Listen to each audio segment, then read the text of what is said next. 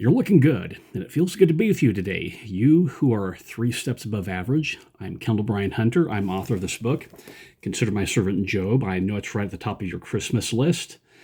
Get head start for studying the book of Job in the Old Testament. And this is the Eyes of Faith podcast, where I talk about events, things going on from the perspective of faith. And yes, we are a safe space for Christmas. Wear that. Okay, I have to put this on once. So it actually works, but you do it behind you, you don't see us, but this way it looks like it. Okay, I'll get clipped. So, yeah, Christmas, however you celebrate it. So, today's, I'm going to talk about principles today, but I'm going to tell a story that happened at work about 3 days ago. So this is a true story. As always, all stories are embellished. So I was up in the, I work at a hospital, so I was up in the maternity ward, and Cyndi, one of the ladies I work with, mentioned that there was a woman who had her arm caught in the elevator, and she is screaming really loud. So she told me to take another elevator, which I did. So went down to the bottom floor and went around the corner to the other elevators, and there's a crowd of people. And what it was one of my coworkers. It wasn't her arm caught in the elevator. It was her fingertips, sort of how you have the door, then you have that gap, then you have the door frame of the elevator. Her fingers were caught in there, sort of sliding that way. And so she was there. She wasn't screaming. They had security sitting down there, and she had her sitting in a chair. And yeah, it was a bit traumatic, and other coworkers sort of gawking there. I have a toolkit, so I offered it to the security guys. The guy said, no, they called the fire department, so the fire department's working on it. And, it was a bit unsettling to see a friend of yours with a hand caught in the door. And I was wondering, okay, are the fingers broken? Are they going to go gangrene? Are they going to have to amputate? What's going on? What happened is I went about my business, just not to be an annoyance. And later they got her out. I didn't see it happen, but they had people look at the elevator, for whatever report. And then I think it was about 2 hours later, I saw her come back, my coworker, and I noticed she didn't have anything on her hands. And I'm assuming, being the hospital, when you have an accident at the hospital, it's really easy because the ER is just right attached to you. So yeah. So I was there, and she looked like she was doing fine, and no adverse effects. She went back to work, finished up her shift, and I noticed her hand. She didn't even have any bruising on it, so it was probably scarier than it really looked. But principles. Talk about principles. What are some of the principles involved with this story? The first one is be safe. The second one is to be smart. Another one is to know the safety plan. Another principle is to get help. Yeah, it's lighting's going to be kind of interesting today. It's we have these clouds passing over. There we go. A little bit better. So rescue, another principle is that rescue takes a while. Then you have the emotional side, not so much the rational, but more of the emotional side to it. PTSD, the unsettled feelings. So that leads into the story where I'd like to talk about principles today. And there's a lighting problem again. I just can't win. So principles, I talked about this last week. This is a quote from Elder Richard G. Scott, and he said, "Principles are concentrated truth, packaged for application to a wide variety of circumstances. A true principle makes decisions clear, even under the most confusing and compelling circumstances." He also said, "Search for principles. Carefully separate them from the detail used to explain them." That's the key thing. Can you separate the wheat from the chaff, so to speak? And one of the things that I like about being politically conservative is that we work from principles. People on the left, they'll focus on feelings and relationships, but people on the right will focus on principles. And it's interesting because principles are a very solid foundation. Feelings change, relationships change. Think about all the friends you had in elementary school. How many of them do you keep in contact? I got a few on Facebook. One of my dearest friends from middle school, elementary school, middle school. Yeah, I've just lost contact with him. Don't know what happened to him. Sometimes some of the people you even contact, sometimes your friends, you just don't want to talk to them again because you've moved on. But principles, for example, a lot of conservatives think and process reality in terms of principles. Some of the famous one is Rush Limbaugh's 35 Undeniable Truths of Life.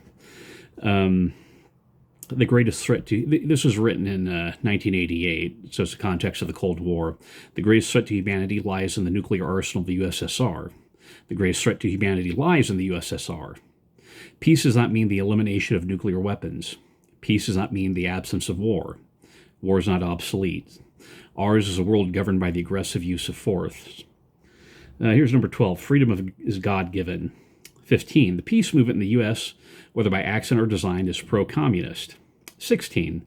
The collective knowledge and wisdom of seasoned citizens, remember that term, seasoned citizens, is the most valuable yet untapped resource our young people have. 18. There's no such thing as war atrocities. 19. War itself is an atrocity. 20. There is a God. 21. Abortion is wrong.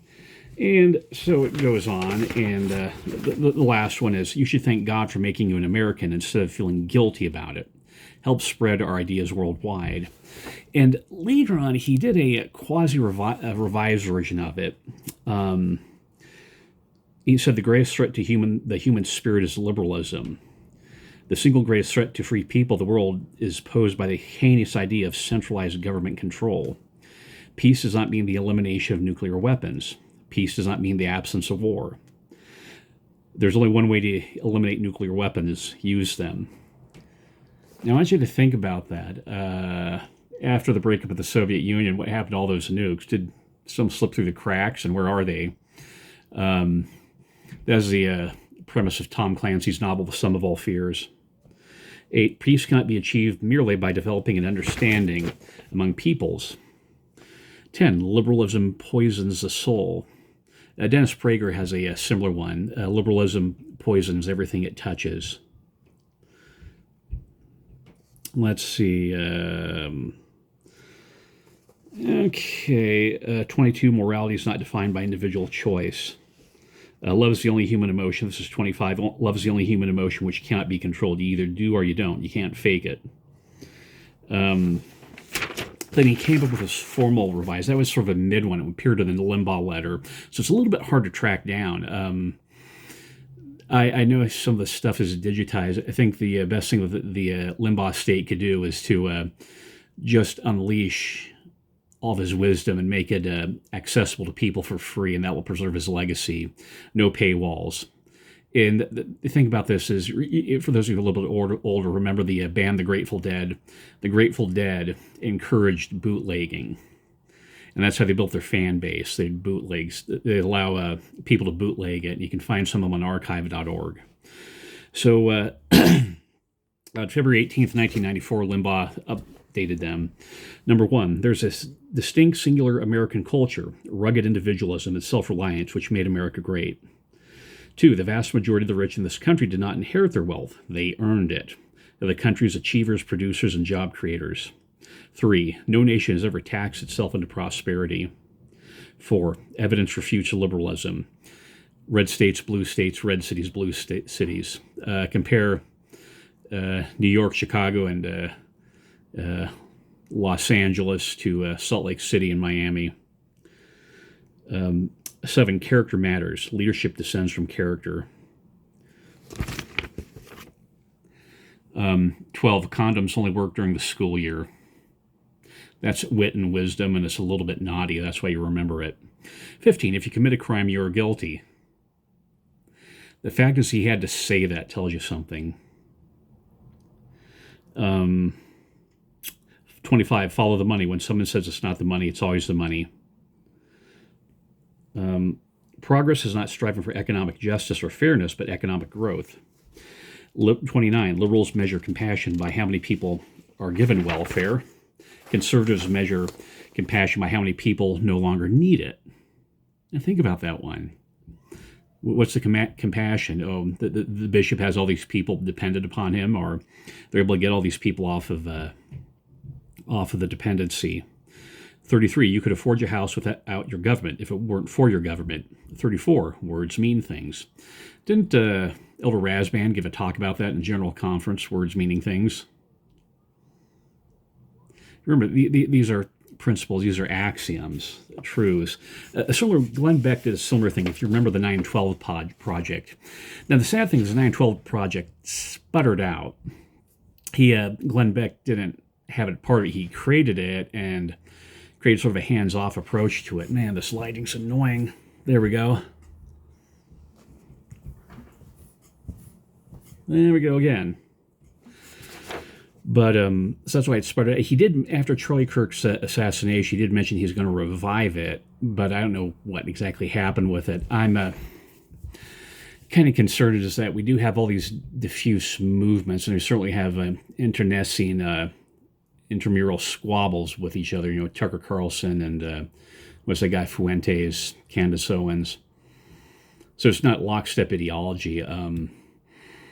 A lot of crowdsourced involved with that, but it is something to pay attention to. There's something there, and the problem is we're getting a lot of redundant movements. And with Charlie Kirk's death, that created a problem because he was the on-ramp to a lot of youth. I was not his target demographic. I heard about him coming to Utah. I said, look, I'm for free speech.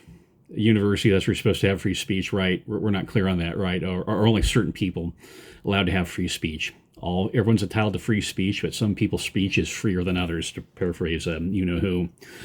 So here's the 912 Project. America's good. I believe in God, and He's the center of my life. I must always try to be a more honest person than I was yesterday. The family is sacred. If you break a law, you pay the penalty. Once again, we're unclear about that. We think everyone's a Jean Valjean. I have a right to life, liberty, and pursuit of happiness, but there's no guarantee of equal results. Remember the model I talked about, equality of distributive justice or procedural justice. I work hard for what I have, and I will share it with who I want to. Government cannot force me to be charitable. It is not un-American for me to disagree with authority. You remember Hillary Clinton saying that? No. And then we had the protests and the shadow banning.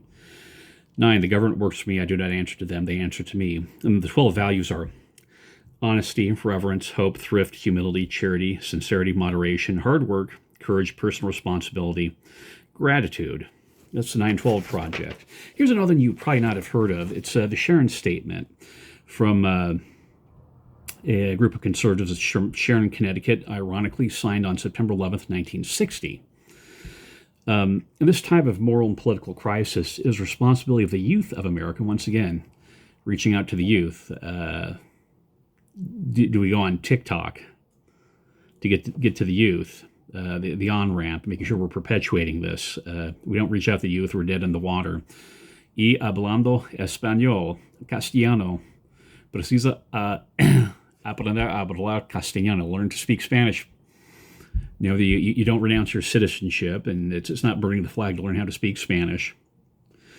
In this time of moral and political crisis, it is the responsibility of the youth of America to affirm certain eternal truths. We as young conservatives believe that foremost among the transcendent values is the individual use of his God-given free will, whence derives his right to be free from the restrictions of arbitrary force, that liberty is indivisible, that political freedom cannot long exist without economic freedom. The purpose of government is to protect those freedoms through the preservation of an internal order, the provision of national defense, and the administration of justice. Now, when government ventures beyond these rightful functions, it accumulates power which tends to diminish order and liberty. That's the Declaration of Independence again. Here's this later on. When the government interferes with the work of the market economy, it tends to reduce the moral and physical strength of the nation. That when it takes from one man to bestow upon another, it diminishes the incentive of the first, integrity of the second, and morality, autonomy of both. That we will be free only so long as the national sovereignty of the United States is secure. That history shows periods of freedom are rare and can exist only when free citizens can certainly defend their rights against the enemies. Let's see, that American foreign policy must be judged by this criterion. Does it serve the just interests of the United States? So this is from the Heritage Foundation, and it's called the Sharon Statement. So give it a look, download it, keep a copy of it, review it. It's interesting with principles that, of course, in the Church of Jesus Christ of Latter-day Saints, we have the three proclamations: the living Christ, the family proclamation of the world, and the restoration proclamation. Catholics and Protestants have had a similar cycle of statements. Gospel of Life from 1995, that's a Catholic one. The Cambridge Declaration, 1996. The Gospel and Evangelical Celebration, 1999. The Manhattan Declaration, A Call to Christian Conscience, 2009. The Nashville Statement, 2017. Now, I'm talking in terms of principles because you see what happens when people try to build things on emotion and just social dynamics. C.S. Lewis wrote this article called The Inner Ring. Now, that's British English. To translate that into American English, that's you translate that the inner circle, that you always have these inner cliques that govern things. The people who are, you have the mass of people, but someone's always a ringleader. Pay attention when you're in a social circle, who's in charge, both the formal authority and the informal authority. When you show up to church, you have the quorum president, the Relief Society president, the quorum president, the teachers, the formal authority, but who in the class is the informal authority? That's something who's trying to hijack the class, who's a class clown, who's resentful that they're not in charge. But pay attention to the principles, that principles are the basis of a secure foundation, that we're not based upon a divine right of kings or just mere tradition, but we have principles rationally thought through. That's the thing President Washington talked about in his one of his Thanksgiving proclamations, the cool and rational manner in which we set up this country. Yeah, there were fights, disagreements, serious ones. I did talk about compromises in an earlier video, but ultimately it was a rational process. Now, what the Doctrine and Covenants says is that Zion cannot be built up unless it is by the principles of the law of the celestial kingdom. Otherwise, I cannot receive her unto myself. Now, when you're in your ward councils and in your presidency meetings, you ever discuss the laws, the principles of the law of the celestial kingdom? Or you just try and say, okay, we're just going to socialize, once again basing things on social activities and emotions rather than principles and the law of the celestial kingdom. Maybe that's what's holding the church back, that we're not doing principle-based, but socializing, making church just a social organization, expensive vacations like they used to have. And you notice it's the principles of the law of the celestial kingdom. Where are they? Where do you find these? In the scriptures. And it needs to be the celestial principles. Nothing less than that will work. And Stephen Garcovey made this comment about the telestial trap. Now, by I say the terrestrial trap. There's a telestial trap. There's also a terrestrial trap that you can try and build Zion on terrestrial principles, not celestials, and you'll have some success, but that's not how it works. There's a higher order that you need to follow. Remember that the terrestrial kingdom is populated by honorable men, blinded by the craftiness of men. So these are honorable people who got blinded. So in his book, The Spiritual Roots of Human Relationships, Stephen Covey says, the terrestrial trap is a trap of being a good man, an honest man, a faithful man, but not a saint. This is the great terrestrial trap, to live a good, decent, honest life and feel that is all that is required. So you can be a good person, just a good, strong neighbor, good, solid terrestrial person, but that's not enough. You need to be celestial. And that may be what's holding us back. Make sure you're not just good ideas, but that they're celestial principles. And think about that when next time you give a talk. Are you just giving another TED talk, or is this a celestial sermon? So this is my invitation. Think in terms of principles. Make a list of them. Put them on your phone. So have them handy that you can review them. And more importantly, live by them. So that's the lead story, principles. Now let's go to the news blips. Short encapsulated news stuff. Bill Maher said, when people tell me, don't you think you've gotten more conservative? No, I haven't. The left has gotten goofier. It's not me who's changed. That was on X. And that's true. It's interesting that Bill Maher has sort of become the new Rush Limbaugh. He certainly has his liberal credentials, but he's pointing out, look, you guys are wacky. This is going insane.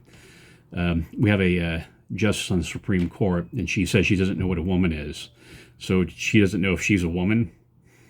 We let that slide. The madhouse. that thy kingdom come, we pray, like Christ taught us to pray. And yes, if people on the Supreme Court, remember what the Book of Mormon teaches about justices on the Supreme Court, that doesn't know what a woman is, that's a problem. Okay, is Tim Walz a retard? My answer is I'm not going there. That's not a constructive approach. That's certainly not a Christ-like approach. President Nelson just wearied himself talking about being nicer on being celestial on social media. That's not an effective way of doing things, calling someone retard. However, speaking of Michigan, you've probably heard about this Somali money laundering organization. Now, question is, this is why we have deficits? Is why all these NGOs are laundering money? Just stop and think about that. I mean, the deficit's got to be coming from somewhere, and these are all money laundering organizations. So think about this. Certainly you want to be kind to immigrants and refugees. You remember early on, back when Trump was running for president, he made a comment about vetting some Muslim countries, and the church quite quickly came up with the I Was a Stranger initiative. Deuteronomy 10:19, it says, "Love therefore the stranger, for ye were strangers in the land of Egypt." I was reminding ancient Israel about, look, you guys were the refugees once, so be kind to the refugees and immigrants. And this is from Leviticus 19:33-34. "And if a stranger sojourn with thee in your land, ye shall not vex him. But the stranger that dwelleth with you shall be unto you as one born among you, and thou shalt love him as thyself, for ye were strangers in the land of Egypt. I'm the Lord your God." So keep that. We call it a resident alien, that you give them the same standards. Of course, you don't give them voting rights until you're actually naturalized, but certainly you treat people the same and fairly, loving your neighbor. Now, Exodus 12:49. "One law shall be to him that is homeborn, and unto the stranger that sojourneth among you." And that's repeated several times in the Old Testament and in the Book of Moses, about how when you have a stranger, resident alien with you, someone who's a Gentile among the Israel, that you just have one law, one standard. There's no double standards. Nothing in Islam is called diminitude, that there's a double standard between people of Islam and people of other faiths, but the Bible prohibited that. Now, having said that, does being an immigrant give you a pass on money laundering? Does being a female immigrant give you a pass on being money launderer? So, no, Governor Walz is not a retard. He may be corrupt or incompetent. Was this the reason why he was selected as vice president? Because he is willing to play ball with the corrupt people. Remember, Vice President Harris said that her first choice was Mayor Pete, America's mayor, and not Walz. She just didn't feel like having a gay vice president was the right time. But were there any other considerations? I don't know, and I'm not asserting anything. I'm just raising the question, and we have to form our own opinion, and sometimes we may not be able to come to a solid answer. So the drug boats off Venezuela and the double tap. Was there a human rights violation? Was this my lie all over again? Well, do you remember Obama's warrantless drone strikes? No. He did 500 of them. Got or 500 drone strikes total, I should say. So let me correct that. 500 of them, according to one chatbot, and there were civilian casualties. If you don't believe me, go ahead and grok it. Google it, grok it. So that's the news blips. Oh, the pipe bomber, J6 pipe bomber. This is a developing story, so just watch it simmer. I'm not going to say anything solid about it. I don't have an opinion about it. It's okay not to have an opinion on it and to bar something up on social media. That's what I like about doing this podcast. Or to do a radio, you just have to fake some stuff, fake outrage. This, I just throw it up here. So we're at 24 minutes. Not surprising news. The Desert News did a poll. Majority of Utah Democrats have favorable views. Have favorable view of socialism and Mamdani. That was from last month. The article, I think, was 36 paragraphs long. And That's not surprising news. Now, why is that? Why would Democrats not have or certainly have favorable views towards socialism? And that goes back to this model I've talked about. I'm going to talk about a little bit later, that you have Democrats are motivated by egalitarianism or fairness. And that's the false, seductive, the poisoned fangs of communism and socialism. That's that by equalizing things, you're going to make people happy. We're going to treat everyone fairly. Now, there's appropriate egalitarianism and inappropriate. And some aspects of the United Order, once again, establishing Zion, do involve redistribution of wealth, but it's on celestial principles, not terrestrial, celestial principles. But when you talk about making economic decisions associated how socialist we're going to be, there's a book by Henry Hazlitt called Economics in One Lesson.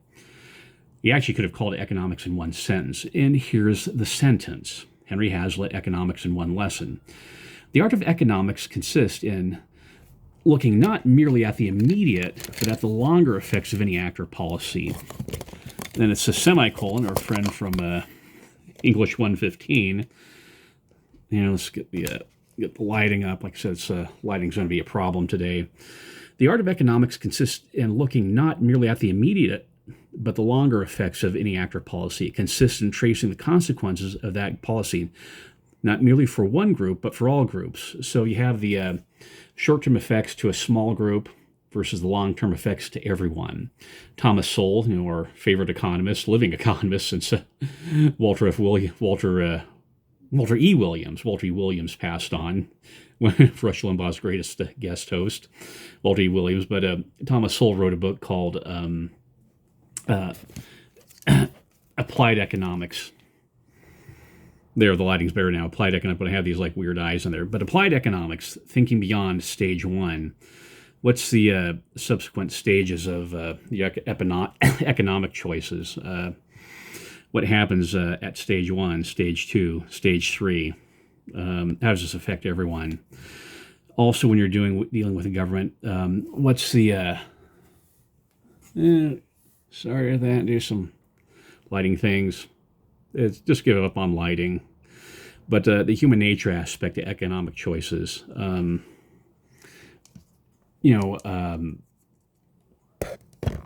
What's your view on human nature? Well, mine comes from the scriptures, Shakespeare, and the TV show Cops. I'm sorry I can't do lighting right, so please forgive me. But when you make economic choices, what's the assumptions about human nature? Think about that.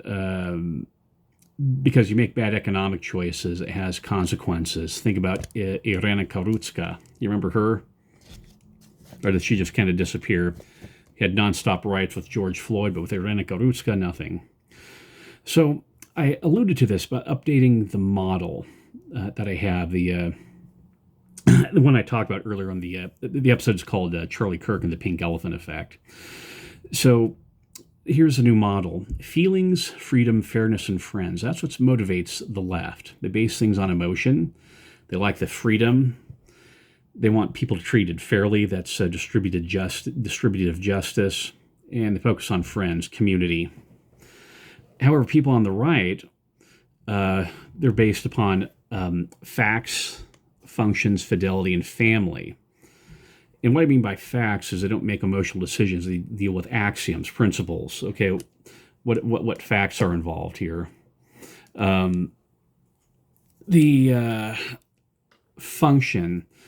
See, when conservatives talk about freedom, it's always within the context of moral law, be it Torah, the scriptures, the doctrine of Christ, what have you. See, people on the left, they want to have unbounded freedom, getting caught up with the emotional euphoria of choice, the short-term consequences, whereas conservatives, it's principled freedom, moral agency, as opposed to free agency, I should say. Fidelity, that's procedural justice. Conservatives say, okay, we have these rules, these axioms. And was the proper process followed? And then family, that's the natural order. See, when you watch TV shows, they always talk about workplaces found family, but conservatives deal with biological family. That's why Conservatives get married, and it's really the hyper-educated single women who are Democrats. Moral law versus generous impulses with economics. Think about another way to do this is I was reading this book called The Knowledge Most Worth Having. It was published in the late 1960s at Chicago University. Donnelly H. Oakes recommended it, and they mentioned the French slogan, "Liberty, Equality, Fraternity." Well, the French forgot the cruelty and tyranny because they're not dealing with principles. It's there's principles. Certainly, you treat everyone fairly, but men and women are clearly different from their DNA sequence to anatomy to the intangibles, Lifetime Channel, Hallmark Channel, frolicking around in Christmas pajamas. My last name is Hunter, and I'm wearing a camouflage hat. You get the idea. So think about that. The update in the model: facts, function, fidelity, family, feelings, freedom, fairness, friends. Left, right. What motivates you? Is it principles, facts, axioms, or is it social pressure, social consensus, and your emotion? It makes all the difference in the world. So let me conclude with the E-Chapel, or the devotional section. I'll call this the E-Chapel. That's a term they have at other churches. It's at BYU they have the Foreman devotional, but other churches will have a chapel. BYU is just a religious one. You always have the mandatory, you have church, the official church, and the mandatory religion classes. But they'll have what are called chapels, a devotional for college students. So I've been talking about principles, axioms. Let's talk a little bit about the precepts of men. So from 2 Nephi 28:14, they have all gone astray, save it be a few who are the humble followers of Christ. Nevertheless, they're led, that in many instances they do err, because they're taught by the precepts of men. Think about that. You can be a humble follower of Christ, but you can still make mistakes because you don't discern between the precepts of God and the precepts of men, these celestial principles of Zion that you need. Not terrestrial. Terrestrial isn't good enough. Celestial one. Then section 46 warns, it says, doing all things with prayer and thanksgiving, that ye may not be seduced by evil spirits or doctrines of devils, or the commandments of men, for some are of men and others of devils.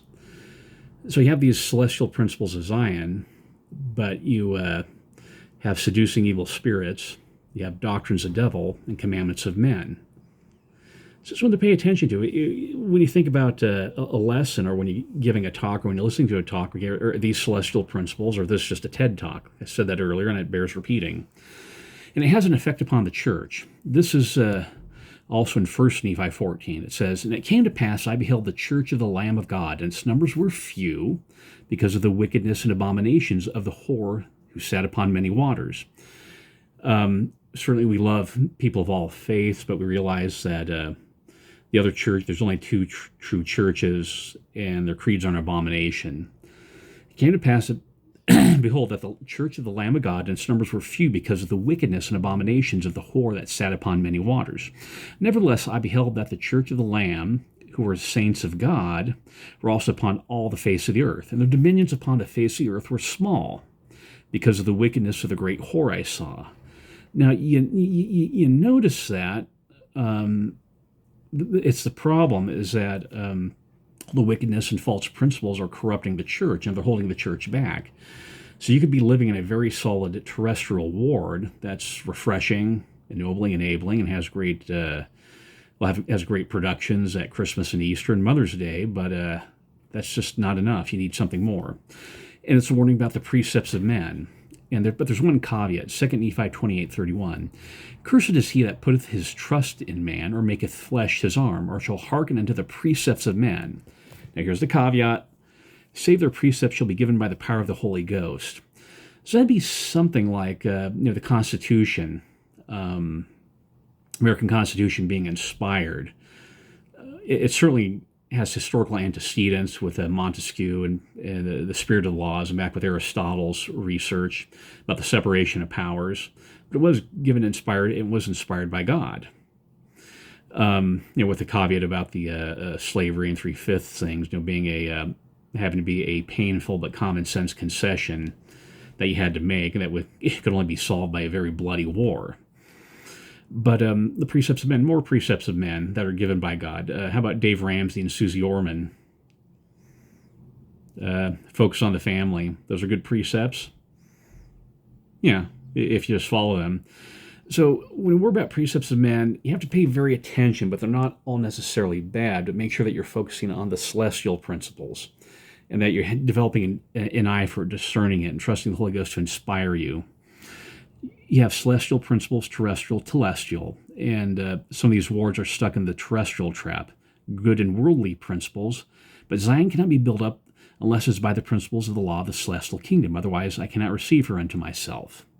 So focus on these principles. Like I said, write them down, think in terms of principles, get them on your phone, record them, live them. And that's the passing scene, seen with the eyes of faith. And just as I finish, the lighting comes back, so it looks really good. I just did the best I could, but I guess that's all we can ask. And I know you're more concerned about the message rather than the medium. Thank you, and Merry Christmas.